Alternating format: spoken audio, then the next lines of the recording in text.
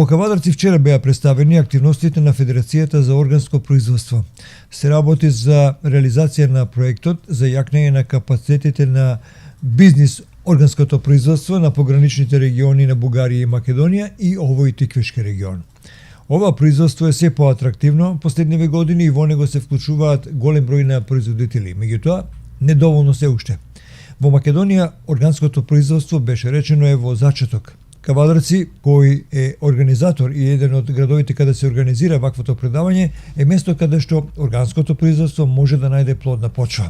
Инаку, оваа средба вчера ја организираше Горан Колев, еден од најактивните произведувачи на органска храна кај нас. Во рамките на проектот се едуцираат граѓани и производители. Направена е интернет програма за приближување на органските производи на посебна директна платформа која ќе служи за побарувачка или пак интерес за актуелностите во светот на органската храна.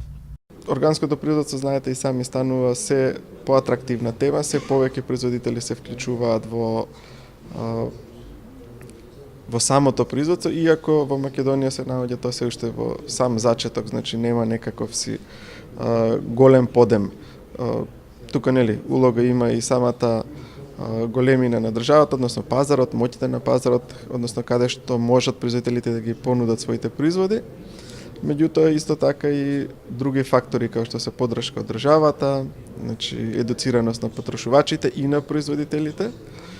И во рамките на овој проект би сакале да делуваме и на едуцираност на производителите. Направена е една интернет платформа на која што производителите може да ги представат своите производи.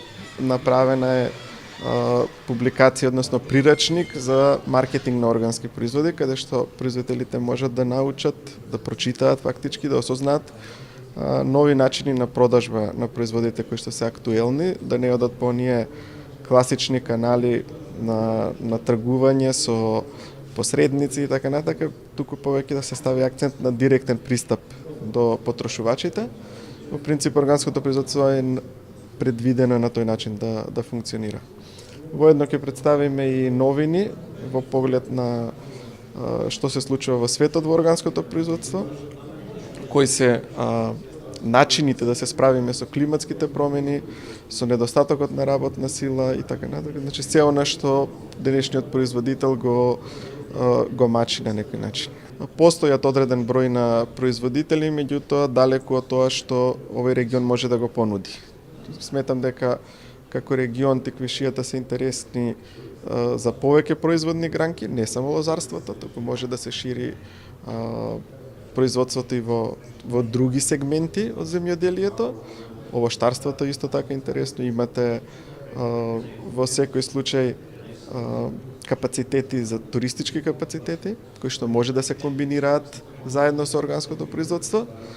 И сметам дека треба малце повеќе да се работи, исто така и со поддршка на локалната самоуправа. Не да се чека само од Министерството, какви субвенции ќе даде, меѓутоа треба да се биде активен и регионално.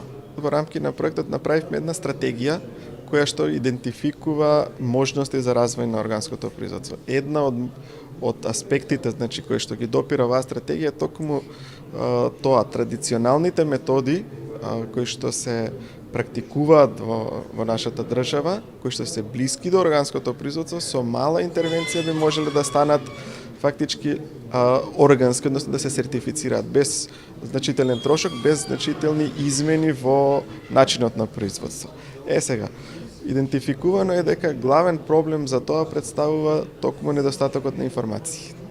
Производителите не знаат дека можат лесно да конвертираат кон органско производство, не знаат дека на тој начин може да заработат повеќе и сметам дека локалните здруженија, локалната самоуправа може да одигра голема улога во информирањето на производителите, у приближувањето на овие начини на производство, односно на начинот на сертификација на производство до производителите. Тој начин, значи, по мене треба да се